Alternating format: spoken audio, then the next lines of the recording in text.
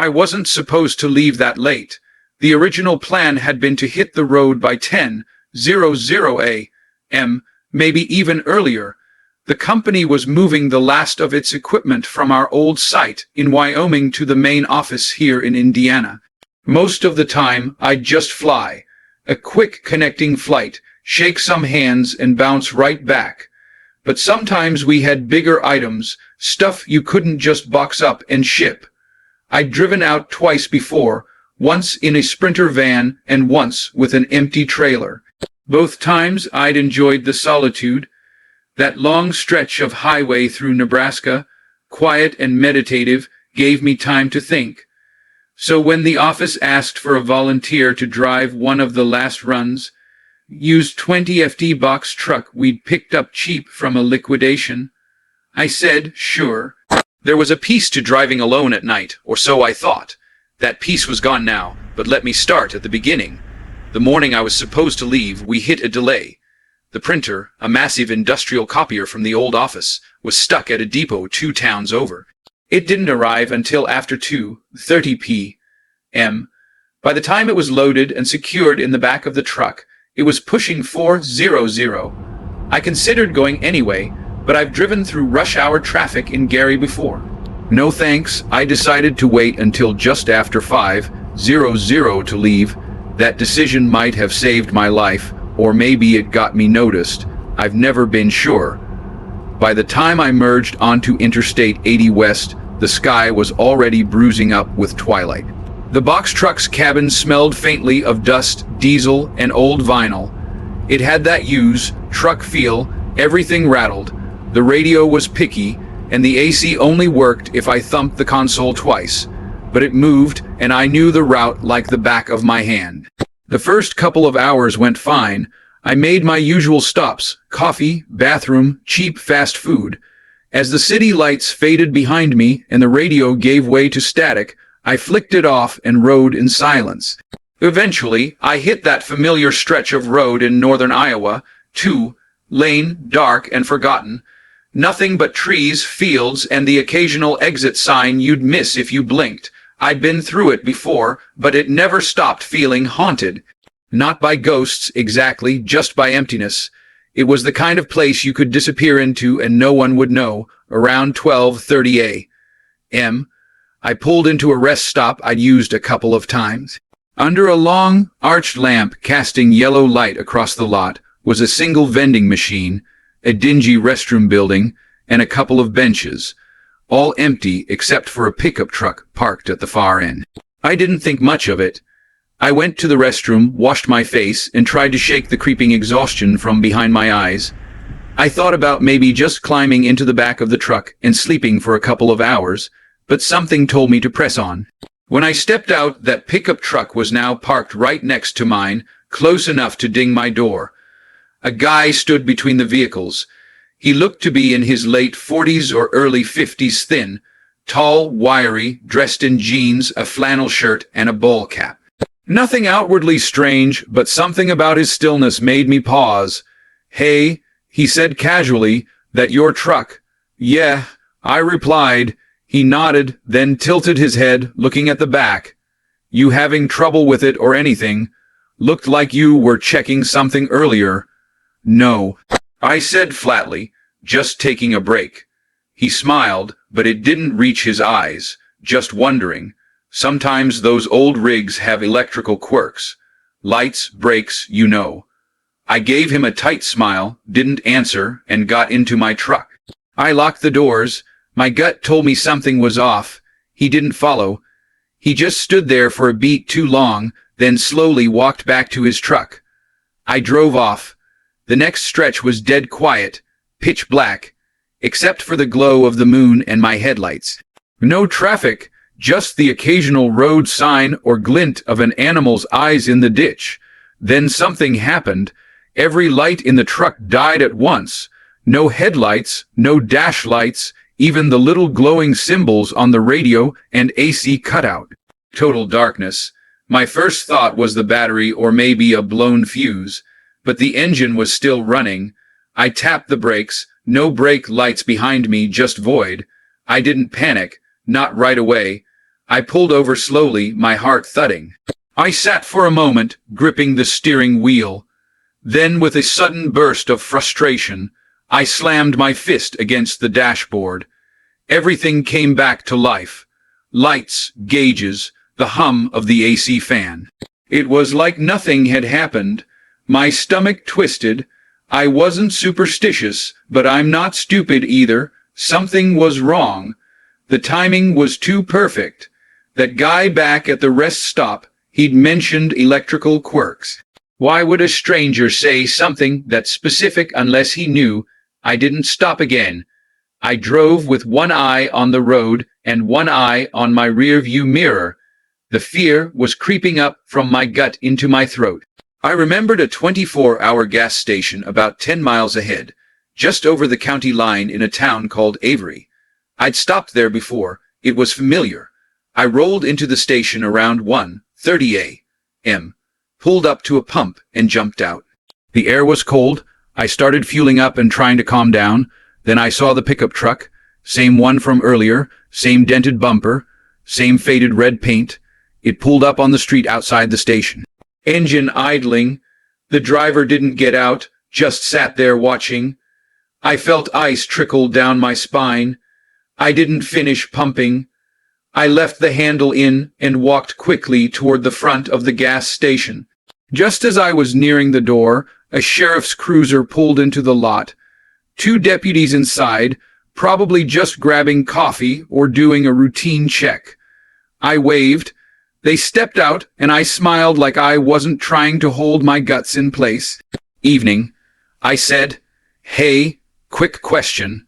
Is the road west of here in decent shape? I've got a long drive and don't want to hit any closures." One of the deputies, a woman, nodded. "Should be fine.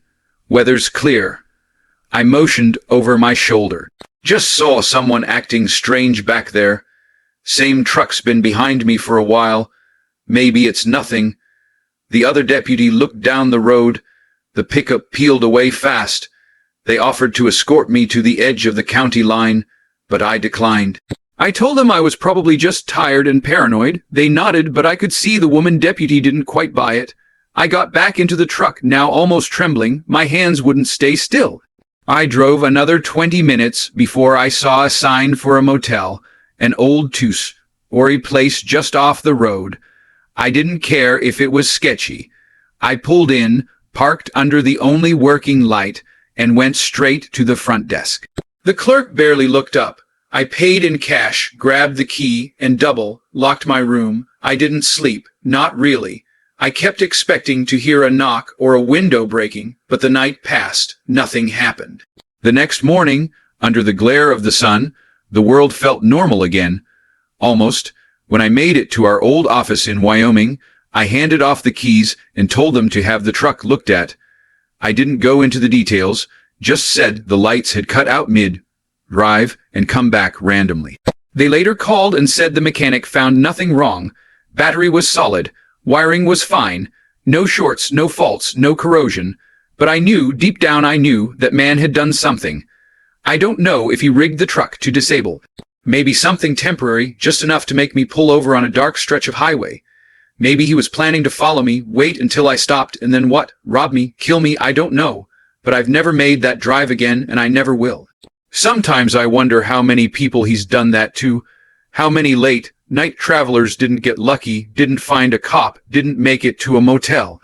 Sometimes I wonder what would have happened if I hadn't slammed my fist on the dash, or if I just stayed asleep in the back of that truck at the rest stop. But most of all, I wonder what he was waiting for. Because I think he had a plan, and I think next time he'll finish it. It was supposed to be just a quick weekend escape, not some story I'd still be whispering about 35 years later, wondering if we were supposed to make it out of that field at all. Back in the fall of 1987, I was stationed at Hawthorne Air Base, a mid-size Air Force installation on the outskirts of Marin, Nebraska. The military had brought people from all over the country, but I'd found 2 kindred spirits in my roommate, Renee, and a girl from another squadron, Katie. We were young, all just barely 20, and each of us clung to our tiny freedoms when off-duty like it was oxygen. Renee and I were both black city girls used to loud trains and late-night diners. Katie was white, born and raised in rural Indiana. What brought us together was a mix of stubbornness and humor, and the fact that all three of us had names people constantly misspelled.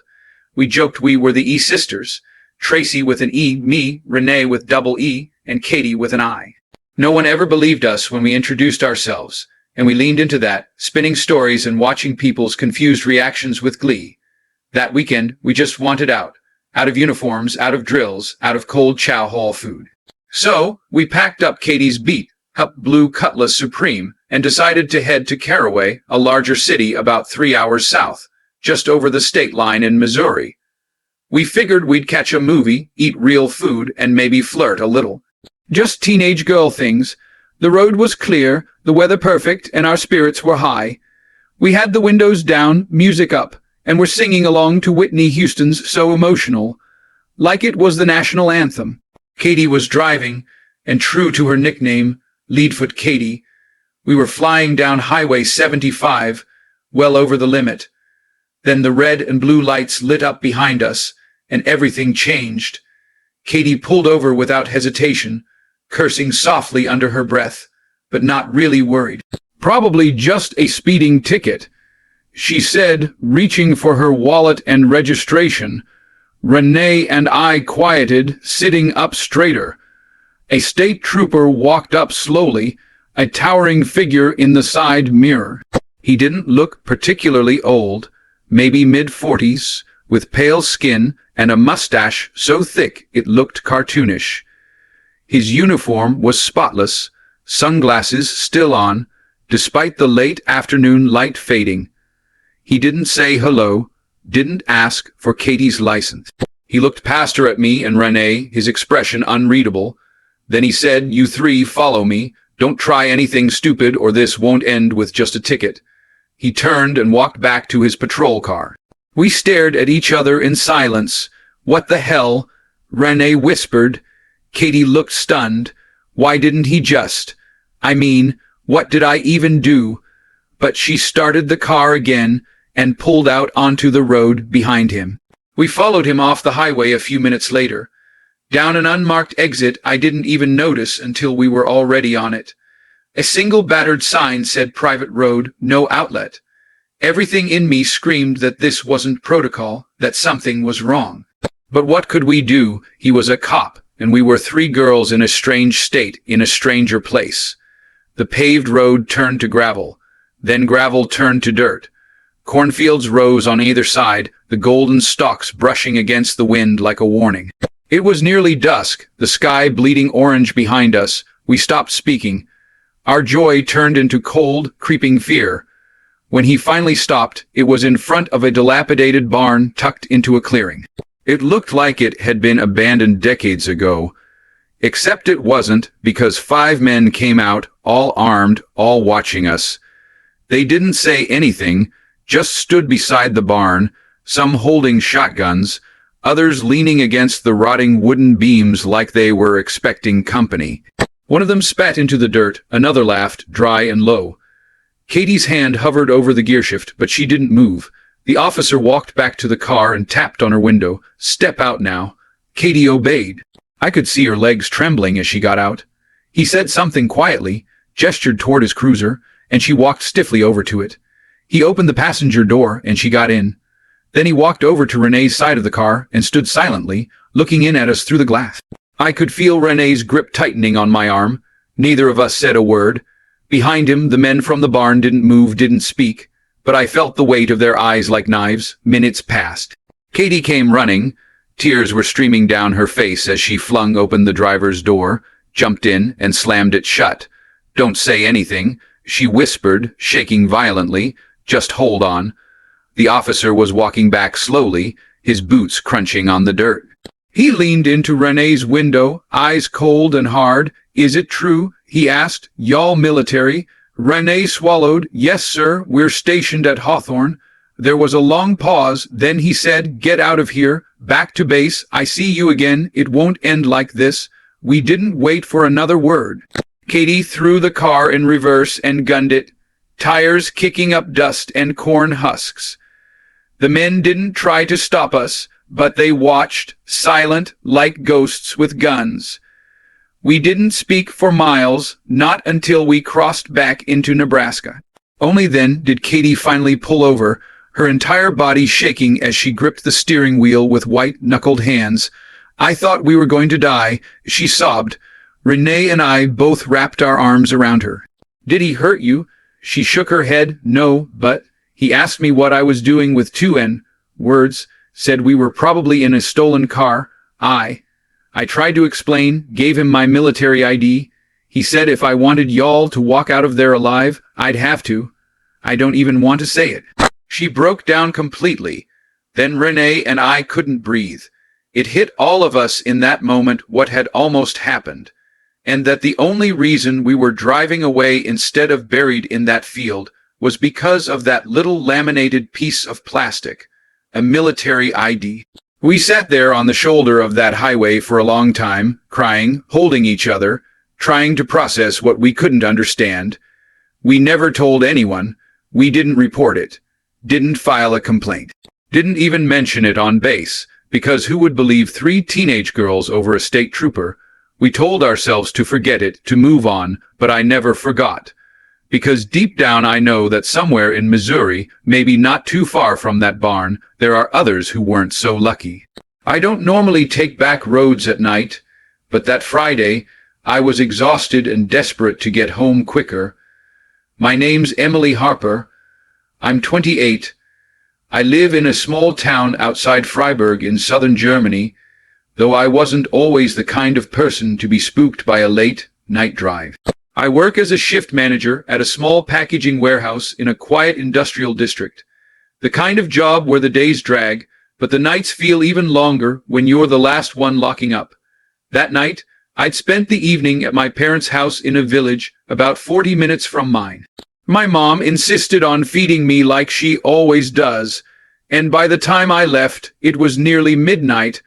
I had 2 options to get home: the main highway that looped around the valley, or a winding rural road that cut through dense woods and farmland. I'd taken that road countless times growing up. It shaved off about 20 minutes, and with no traffic that late, I thought, why not? The first half of the drive was peaceful, just the soft hum of tires on asphalt and the glow of the dashboard. The moon was hidden behind a low ceiling of clouds, but my headlights cut clean through the mist clinging to the fields. Somewhere past a village called Rudenheim, the road narrowed to a single lane with no shoulder. I slowed down a bit, mainly because deer often darted out this time of night. That's when I saw it. A massive log stretched across the road. It wasn't just a branch. It was a full, thick, dead tree trunk. It hadn't fallen naturally either. It was placed deliberate, like it was set there to block someone.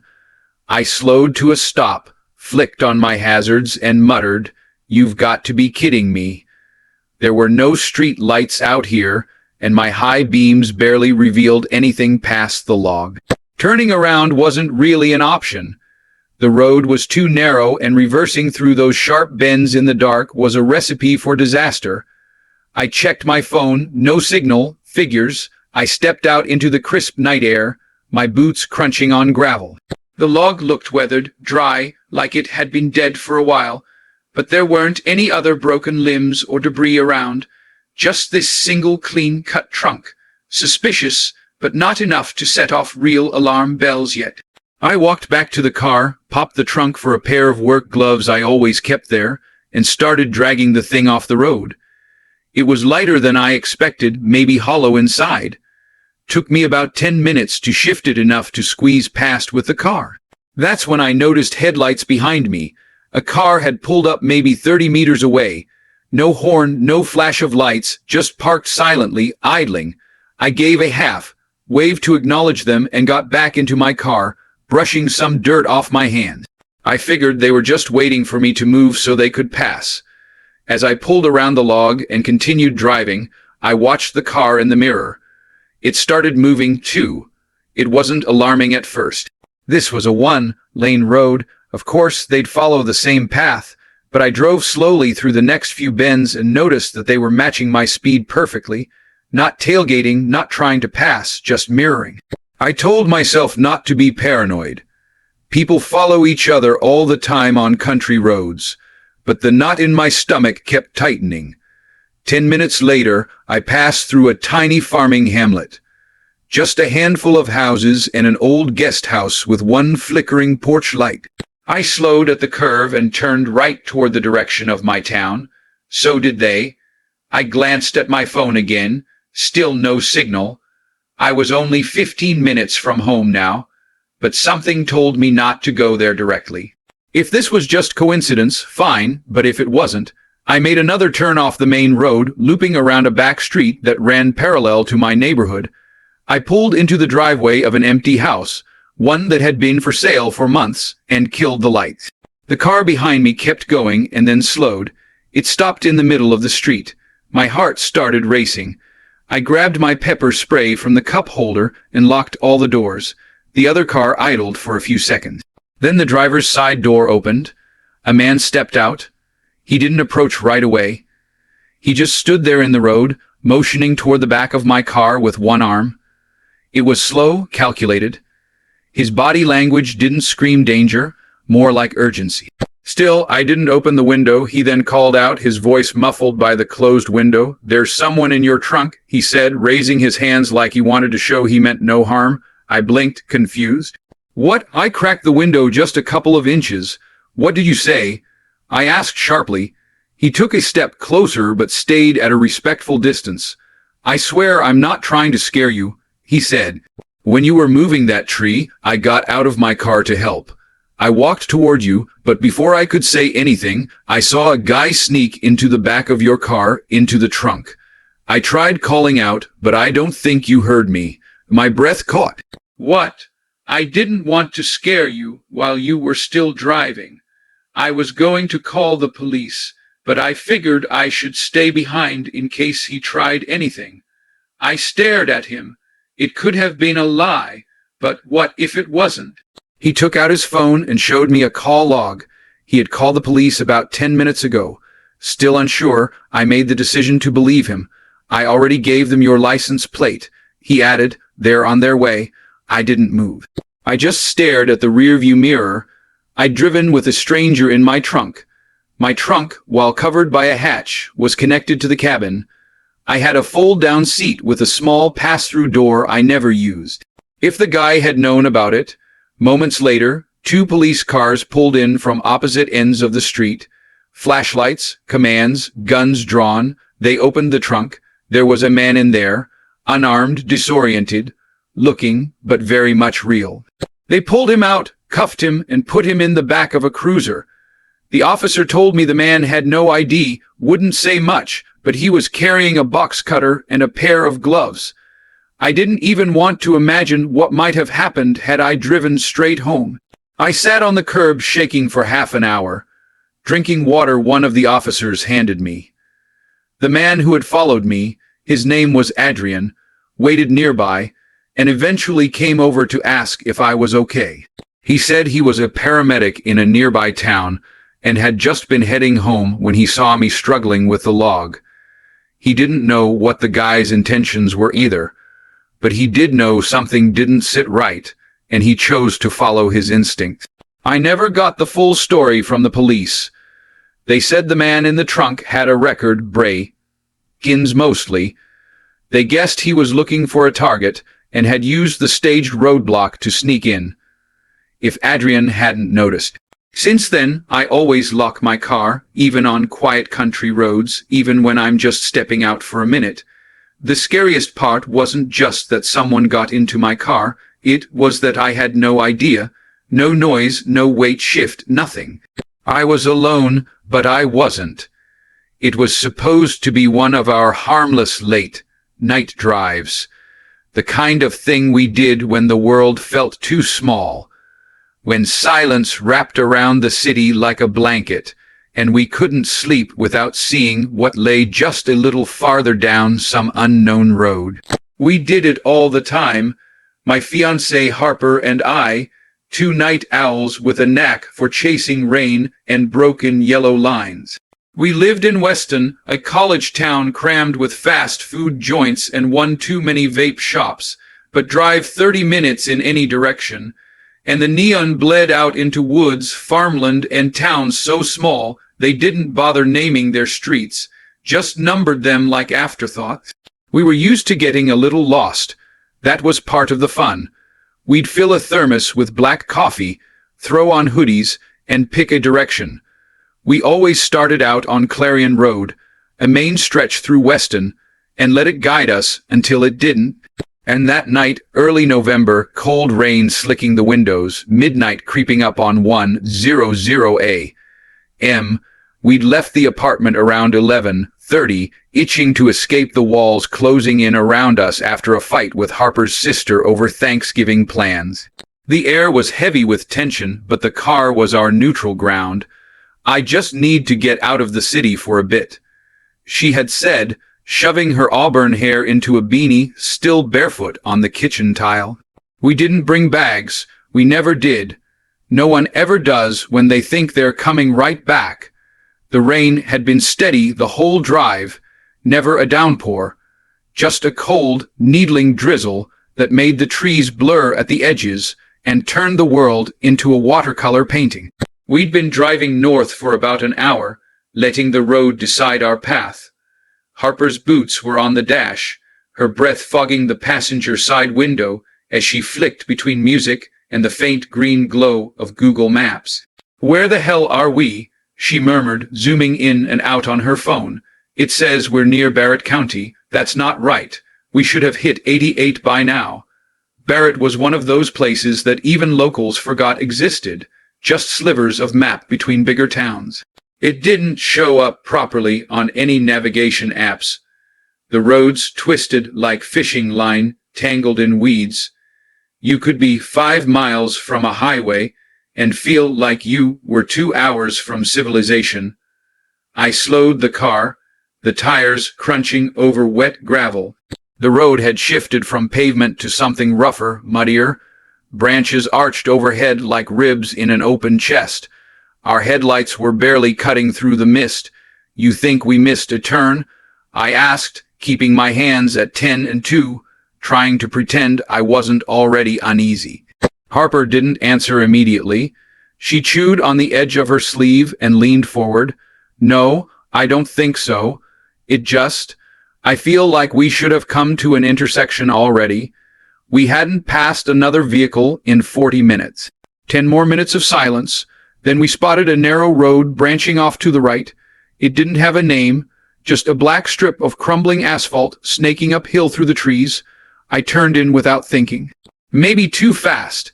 Careful," Harper muttered, gripping the shit handle as branches scraped against the car like fingernails on a window. It took a minute to climb. Then the road opened into a clearing. The first thing I saw was the house. It looked like it had been dropped there by accident. An old colonial-style place, 2 stories, leaning slightly to one side like it was drunk. The siding was ripped in spots, windows broken or boarded up. The porch sagged under its own weight. No lights, no signs of life. "Except there's cats," Harper whispered, her voice suddenly very small. "Holy shit, there's so many of them." She was right. There were at least 20, maybe more, lurking in the weeds, perched on rusting car parts, weaving through piles of garbage. Their eyes glowed in the headlights, green and orange and white, blinking and staring, unblinking and wrong. The whole yard looked like a scrapyard that had given up on itself. Tires, barrels, tangled wire, shattered glass, tools rusted straight through. An old pickup truck sat slumped against a tree, its front fender missing, paint eaten by time. Harper slapped my arm. Turn around, Illy, right now." Something sharp pinged off the windshield with a dull crack. I flinched. Harper screamed. "What the hell was that?" She gasped. I didn't answer. The crack had split the top corner of the glass. I stared through it, stomach twisting. Then I saw him. A man stepped out from the tree line. He was tall, maybe 6'3", hunched, dragging a shovel behind him like it was too heavy for his arms. His coat was soaked and sagging, navy blue and ancient. His beard was scraggly and matted like he'd been sleeping in leaves. The porch door creaked open. A woman stepped out. She didn't move like she had bones, more like something that had practiced being human and hadn't quite mastered it. Tall, hair long and gray, tangled into ropes. Her hands were what I noticed most. Dark, not like dirt, like something had stained them. They hung at her sides, and she rubbed them slowly on her skirt as she stared at us. Headlights didn't quite reach her eyes. The cats scattered. Harper was slamming her hand on the door lock button over and over like it would suddenly grow teeth and protect us. Go, Illy. Go! I slammed the car into reverse, bouncing over metal and branches. The Mazda fishtailed as I backed down the narrow road, praying I wouldn't slide into a tree. We didn't breathe until we hit the gravel again. 15 minutes later, the forest started to thin out. Jesus Christ, Harper whispered. She was crying now, her knees pulled to her chest. What was that place? I don't know. I don't want to know. I glanced in the rearview mirror. Headlights, one set, not far behind. Are they following us? Harper sat up, eyes wide, smearing tears across her cheeks. That's the truck. That's the fucking truck. It was. Same grill, same rust patterns, same busted fender. They'd followed us. We turned. So did they. 2 more roads. Same thing. I hit 80 on a wet road that wasn't built for 45. Eventually, we hit a town, Mosswood. It wasn't home, but it had lights and people, and a gas station open late. I skidded into the lot, jumped out, and acted like I needed gas even though the tank was half full. The truck passed us, slow, staring. We waited 20 minutes before leaving. I bought a protein bar. Harper got chips she never opened. The drive back to Weston felt longer than the rest of the night combined. Every time a car came up behind us, we flinched. Every turn was second guessed. By the time we got home, it was 3:40 a.m. Harper sat in the shower for an hour. I sat on the bed staring at my cracked windshield, replaying the moment that rock or whatever it was hit us. I kept thinking about the woman's hands, how they looked like they'd been dipped in something that could never wash off, how they never stopped rubbing against her skirt, like she was trying to feel something that wasn't there. We never went on a night drive again, and I still check my rearview mirror before I pull out of our apartment lot, just in case. I didn't even want ice cream that night. It had been one of those punishingly humid southern evenings that stuck to your skin like regret. Our barracks air conditioner was barely keeping up, and I'd just bombed the electronic systems exam I'd spent 2 weeks trying to cram for. I felt stupid, sweaty, and restless. That kind of mood where doing anything, literally anything, felt better than stewing in your own failure. It was late April, just a couple of weeks before my 20th birthday. I was stationed at a Navy technical school about 30 minutes outside of a town we'll call Granville, South Carolina. It was one of those places where nothing was really close, but nothing was far enough to stop you from trying to escape boredom. I didn't have a car, but I was close friends with Caleb, a laid-back guy from Georgia, who somehow made failing tests feel like a joke we were all in on. Caleb had wheels once in a while, usually through his other friend, Mason, a wiry, fast-talking transplant from Brooklyn. Mason wasn't someone I'd call a friend exactly, more like an opportunistic alliance. He had a beat-up silver Tacoma and a tendency to make everything feel like a sketchy Craigslist deal. But that night, a car was a car. So when I mumbled something like, "Man, I could really use a damn milkshake or something," and Mason raised an eyebrow, it snowballed into a plan. We decided to drive out to an ice cream shop Caleb swore by called Maple Creamery on the far edge of Granville. I didn't even question it. Looking back, maybe I should have, but at the time it felt like the harmless kind of spontaneous. 10:14 p.m. The 3 of us piled into Mason's truck. I was in the back, legs crammed up, one hand out the window, catching the warm breeze. The truck smelled faintly of old fast food wrappers and pine-scented air freshener. Maple Creamery was open late, and it was one of those quirky local spots with neon signs, a sticky counter, and a radio tuned to 80s rock. I got a double scoop of butter pecan and a waffle cone. We sat on the curb out front, laughing, licking melting ice cream. cracking jokes about how we'd all flunked the same test in different dumb ways. It felt good, simple. One of those rare evenings where no one was thinking about qualifications, duty rosters, or their next deployment. As we climbed back into the truck, Caleb pulled out his phone. All right, so head back down 6 and hang a left at Bellwood. Then I got a better way, Mason interrupted, sliding the keys into the ignition. Shortcut, way quicker. Caleb and I exchanged a look. Mason grinned like he'd just been handed a secret. It's cool. You'll see. Scenic even. That was red flag number 1, and we ignored it. 11:02 p.m. We were driving and driving. The city lights gave way to dark stretches of highway. Then those gave way to something else, something quieter. He'd taken us off 6 about 15 minutes ago, muttering about just needing connect back near Briar's Cross. But nothing looked familiar, and my ice cream high had faded into mild unease. We hadn't seen another car in ages. No streetlights, just the pale wash of Mason's high beams on a cracked 2-lane road surrounded on both sides by pine forest. I had that creeping feeling you get when you're in the middle of nowhere with no cell signal. Where the hell are we? Caleb asked, leaning forward. Almost there. Mason replied, still calm, still cocky. Just relax. It's a loop back. I've been this way before. Don't look like you have. I muttered just loud enough for Caleb to hear. Then Mason said, hang on, I gotta piss. Dude, Caleb said sharply, just pull over. Yeah, I will. Don't want to get clipped if someone barrels down here. There hasn't been a car in 20 minutes. I said, voice dry, but Mason was already slowing down, eyes scanning the side of the road. He turned the wheel and pulled onto a narrow dirt trail that disappeared between the trees. That was red flag number 2, but again we let it slide. 11:19 p.m. I remember exactly what it felt like when the truck went past the tree line. The forest swallowed up the moonlight and everything turned black. The dirt trail was narrow and uneven, the kind of road meant for 4-wheelers and maybe hunting trucks.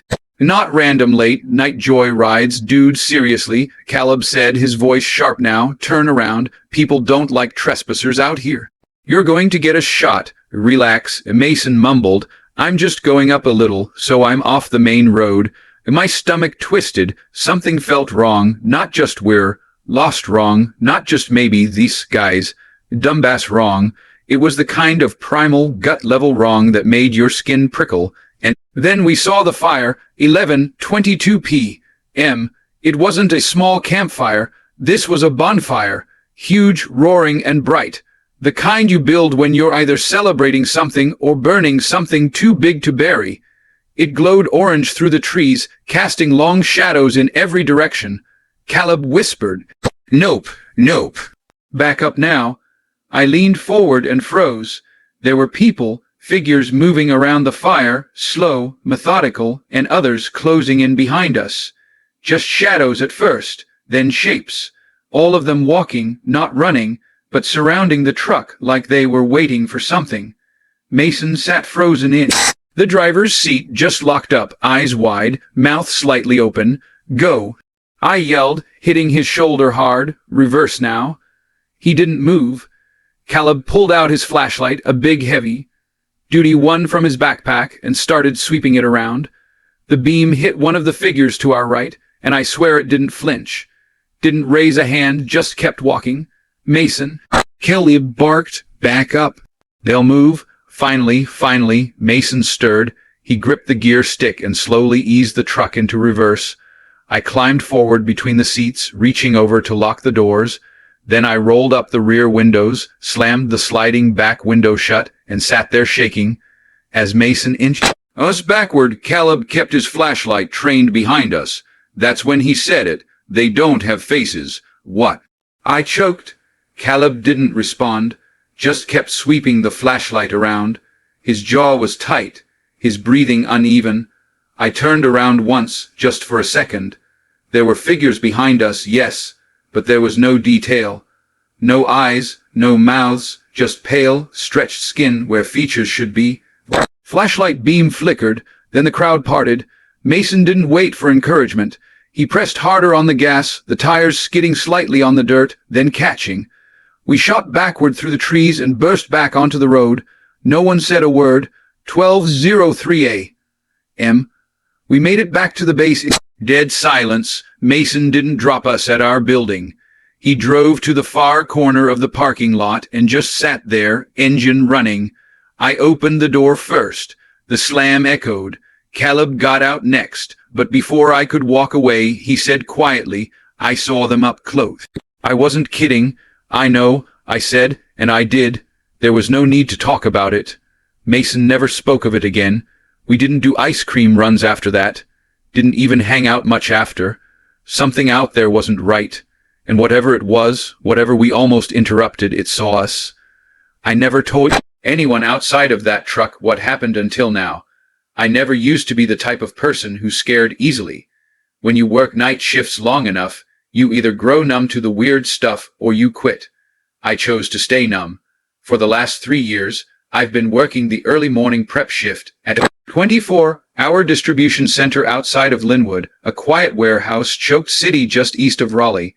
I usually left around 3:15 a.m. to get there on time. I live in a small apartment in a town called Brookdale, about a 30-minute drive from work if you take the back roads, which I do religiously. There are 3 ways to get to the plant, but construction and potholes have narrowed me down to the same route for the last 6 weeks.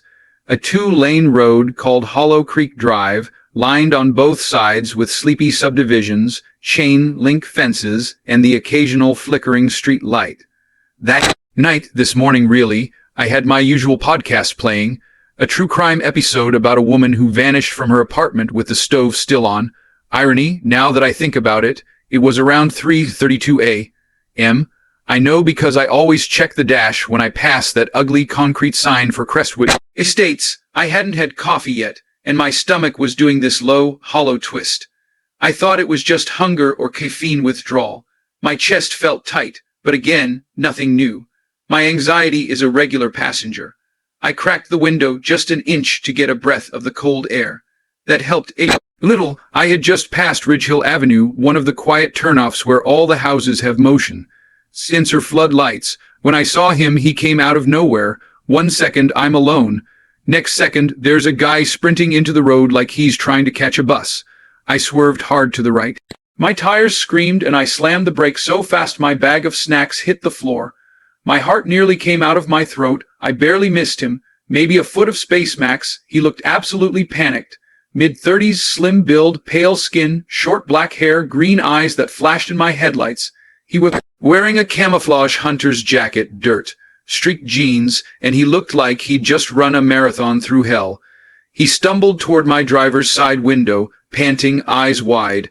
I instinctively locked the doors, but I didn't drive away, and that's the part that keeps playing in my head now. I should have driven. I shouldn't have stopped, but he looked desperate, real desperate. I rolled the window down 2 inches tops. My car was still in drive, foot pressed to the brake. "You okay?" I asked. My voice sounded steadier than I felt. He looked over his shoulder like someone was following him, then back at me, breath ragged. "Please, I need help. I don't know where else to go." "What happened?" It killed my dog." His voice cracked. "It tore her apart right in front of my house. I live 2 blocks that way." He pointed behind him toward a subdivision with no lights on. I thought it was a coyote or something, but then I saw this guy. He had a knife. He was coming at me. I ran. I didn't respond right away. I was scanning him now, really looking, and something felt off. If his dog had been attacked, there should have been something. Blood, fur, dirt. But his jacket was spotless. Jeans too, other than the dust from the road. "Wait," I said slowly. "You said you tried to pick up your dog's remains, but there's nothing on you. No blood, nothing." That's when everything changed. His body stilled. The shaking stopped. His breathing went flat. His eyes didn't blink. He just stared at me through the crack in the window. I remember noticing how quiet the road had gotten. No podcast, no engine hum, just silence. He leaned in slowly and smiled. Not a grateful smile, not relief. It was the kind of smile you see in mug shots. the kind you can't fake. His eyes went darker somehow. I swear to God, they looked almost black. I was going to help you, he whispered, and then he laughed loud and sharp, right in my face. Before I could process it, his hand was on the door handle, yanking. I screamed, rolled the window up with my elbow, and floored the gas. Tires squealed. He banged once on the window, open palm, not a punch, just a touch. I didn't look back. I didn't cry until I pulled into the parking lot at work. I parked in my usual corner under the only light that never flickers and stared at my shaking hands on the wheel. I still had 7 minutes before my shift. I called my best friend Sam, hoping she might answer, even though she usually sleeps until 10:00. Voicemail. I didn't want to report it. I couldn't describe it well enough. What could I say? A man ran into the street and pretended his dog was murdered and tried to open my car.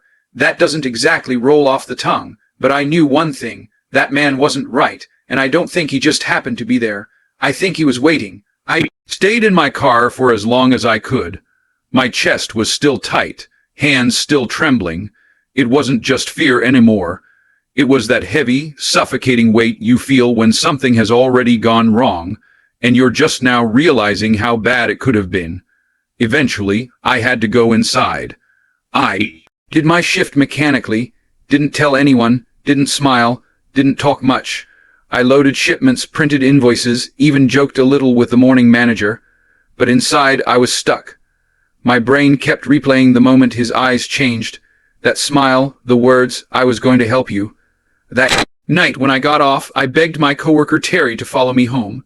Told him my headlights were out of alignment. I lied, but he didn't ask questions, just followed me all the way to my apartment complex, gave me a wave, and turned off into the night. I barely slept that day. Every noise outside made me jump. I peeked through the blinds every 10 minutes. I parked my car in a different space, backed in, and kept my keys by the door. I even turned off my phone location. For the first time since I moved in, I locked the chain and pushed a chair under the doorknob.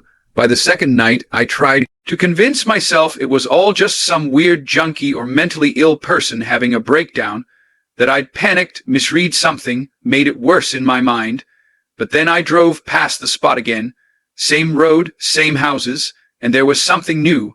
On the shoulder, right where he'd stepped out, someone had left a small pile of rocks, 6 flat ones stacked deliberately with a tiny white dog collar lying on top. No tag, just a collar. I didn't stop. I didn't slow down. I just stared in the rearview until the darkness swallowed it. It's been 3 weeks. I haven't taken Hollow Creek Drive since. I go the long way now. 35 minutes instead of 30. More lights, more traffic. I even switched my schedule around to start at 6:00 instead of 4:00, just so I don't have to be on the road in the dead hours. But I still think about him, about how calm he got, how sudden it all flipped, like he'd been playing a part and finally dropped it. That voice so measured. "I was going to help you." I've tried to explain it to myself in so many ways, but here's what I really believe. He didn't need help.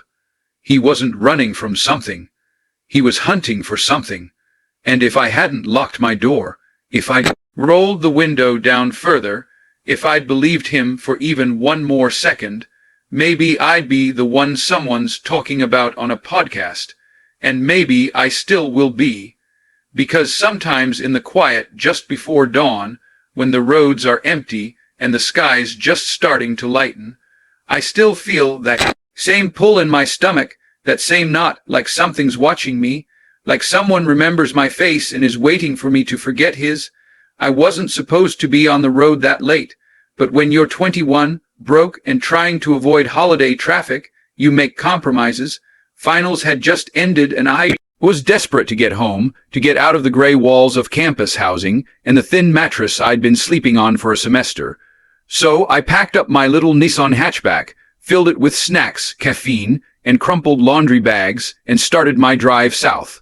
My name's Emily. I was a junior at a public university in Indiana back in 2016, majoring in environmental science. My parents had moved to a small town in northern Alabama a few months prior. So this was my first time making the full drive on my own, roughly 7 hours if traffic behaved. That night, it was just me, a long stretch of highway, and the comfort of knowing I'd sleep in my own bed by dawn. The plan was simple: avoid the daytime congestion, save on gas by keeping a steady speed, and maybe treat myself to a milkshake somewhere along the way. I left campus around 5:00 p.m., just as the sky started bleeding into twilight. By the time I crossed into Kentucky, it was nearing midnight, and the world outside had turned to black velvet, stitched with the occasional passing sign or glowing rest stop. I was somewhere on Route 9, a wide, almost desolate highway that curved through the southern countryside, flat in some areas, winding in others, mostly bordered by dark woods and farmland. There hadn't been another car in sight for at least 20 minutes. My phone was connected to the car stereo, playing a shuffled playlist of the Lumineers, Lord Huron, and Fleetwood Mac. It was peaceful in a way that felt earned. Until it wasn't. I was fiddling with my phone at a red light on a rural stretch just outside of a town called Pine Hollow, trying to skip a song, when I saw a pair of headlights in the rearview mirror. An 18-wheeler, big, orange, and loud. I didn't think much of it at first. Trucks ran all night, and I was in a fairly common freight corridor, but something about how fast it approached made me sit up a little straighter. The truck gained on me until it was riding my bumper, closer than made sense for an empty road. I changed lanes to let it pass, but it didn't. Instead, it changed lanes with me. Now it was beside me, matching my speed almost exactly. We cruised like that for several seconds.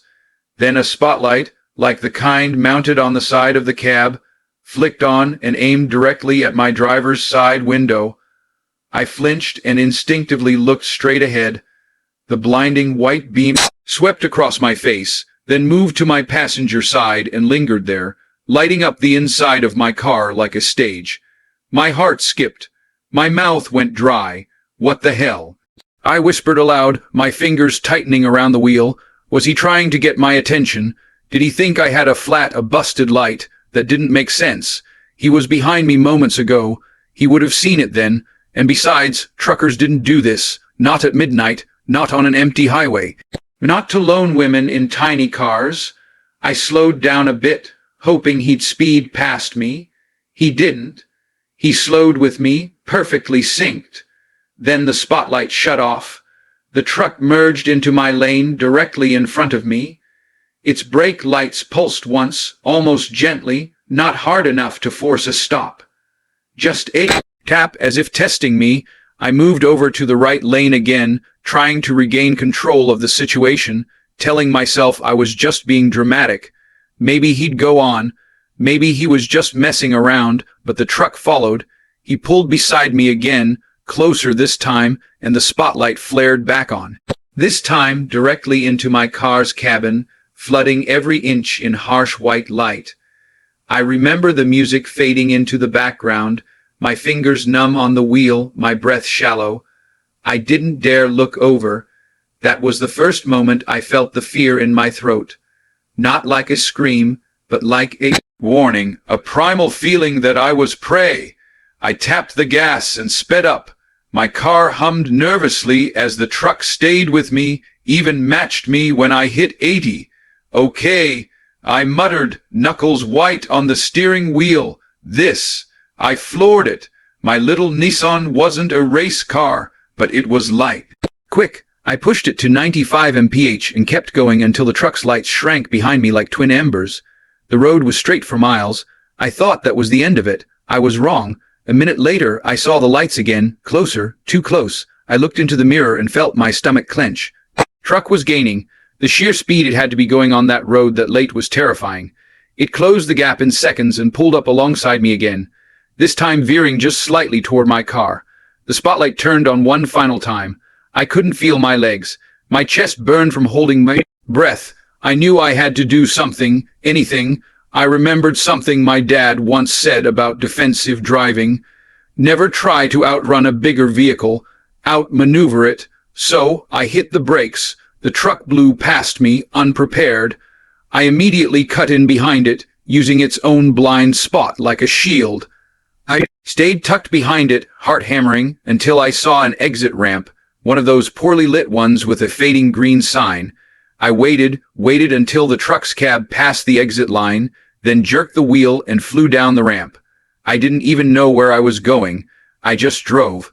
I passed a darkened gas station, then a diner, then finally a 24-hour fast food place glowing like a beacon in the dark. A burger palace, empty parking lot, neon sign humming. I pulled in and parked diagonally half, hiding my car behind a dumpster, got out shaking. My first thought was, what if there's something wrong with my car? I circled it twice, tires intact, lights working, no leaks, no visible damage, nothing. I stood there under the parking lot lights for 10 minutes, then 15, watching the road, waiting, but the truck never came. Eventually, I went inside, ordered coffee just to have something to do. The cashier, a blurry-eyed guy in his 30s, didn't even glance at me. I asked if he'd seen a big orange semi come off the highway. He shook his head. Haven't seen anyone for half an hour. I sat at a table by the window and stared at the empty road. After 20 more minutes, I got back in the car and cautiously made my way to the hotel I had booked in advance. It was just a couple exits south. I checked in, locked the door, and curled up in the middle of the bed with the TV on for background noise. I didn't sleep much. I never reported the incident. What would I even say? Hi, a truck chased me with a spotlight. There was no plate number, no name on the cab, nothing to prove it happened, but I knew what I saw. I told my parents it was traffic that delayed me, told my friends I was just tired. I didn't drive that route again, and to this day, every time I see a big rig on a dark highway, I feel my stomach knot. I still think about the spotlight, the way it searched through the car like it was looking for something or someone, and I wonder what he would have done if I'd pulled over. It started like any other summer night. I was 18, freshly graduated, and sick to death of the same four walls of my room. I'd grown up in a small southern town, one of those places where everybody knows everybody and nothing new ever happens. The kind of town with a main street that shuts down at 8:00 p.m., a single gas station that doubled as the town's hangout spot, and fields that seemed to stretch on forever. It wasn't bad, just boring. No clubs, no cool bars, no late night diners like you see in movies. If you wanted entertainment, you had to make it yourself. And for me, that meant cruising. Fill up the tank, grab a drink, maybe a cigarillo, and just drive. No destination, just music. Open road, and the occasional deer crossing your path to jolt you awake. It wasn't much, but it felt like freedom, and it helped clear my mind, especially on those heavy nights when it felt like the whole world was pressing down on my chest. That night was one of those. The air was warm, thick, with the scent of honeysuckle and the faint hint of asphalt still clinging to the heat of the day. I left the house a little after 1:30 a.m. after texting my buddy Caleb a half-hearted, "You up?" That never got a reply. My parents were asleep.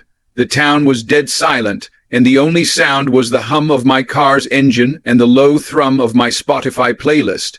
I hadn't planned on going far. Just a short drive, maybe down Old Briar Hollow Road.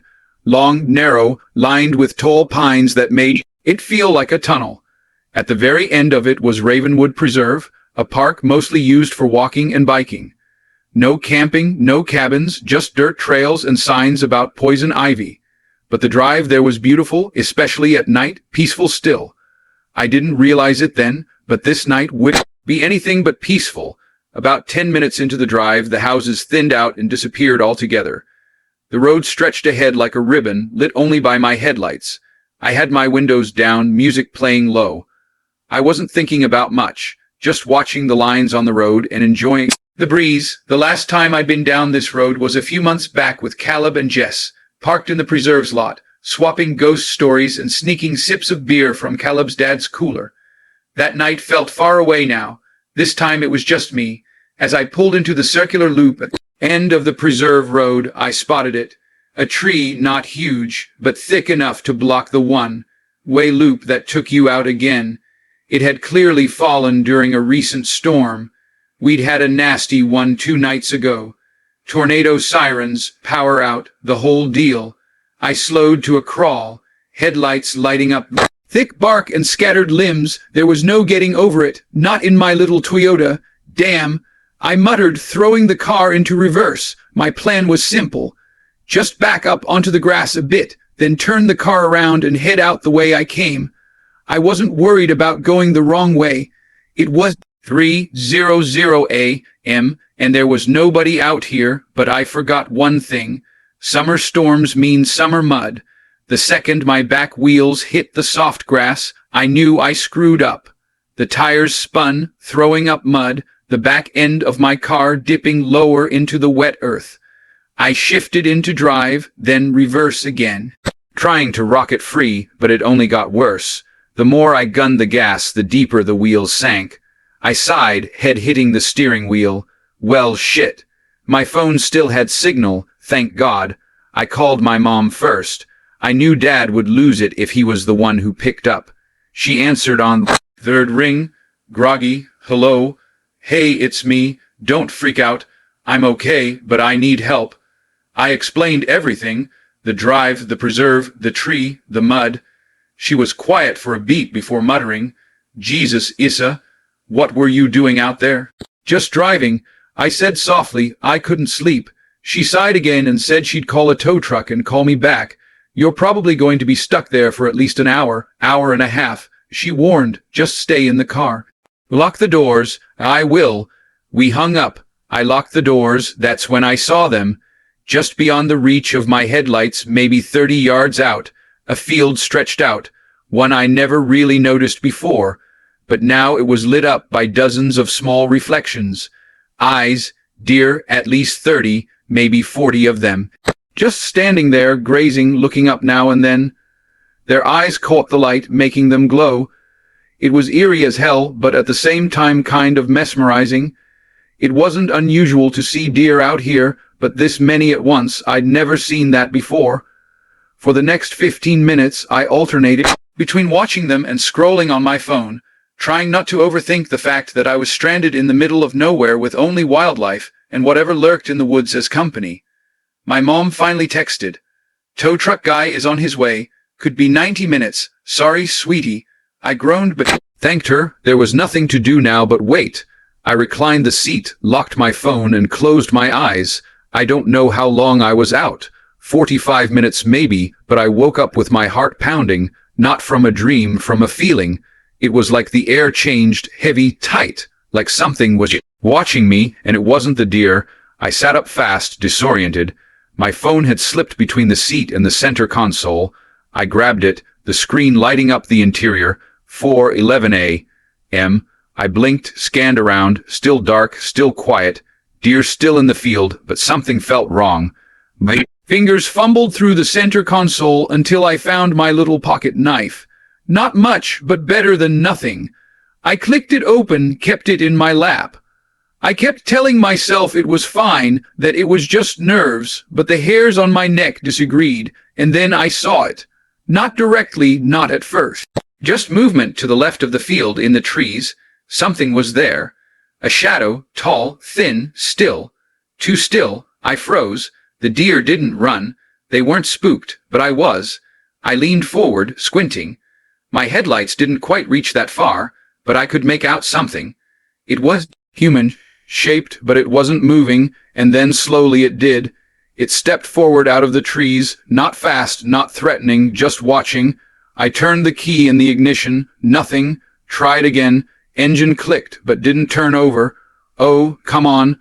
I hissed, panic rising in my chest. I'd left the lights on too long. The third try, the engine finally roared to life. I hit the gas, the tires spun again, mud flung everywhere. I screamed, punched the steering wheel, tried again. This time the car lurched forward slightly. Traction enough to move a few inches. The figure was closer now. Still walking, still watching. I floored it, rocking the car back and forth, mud flying up on my windows.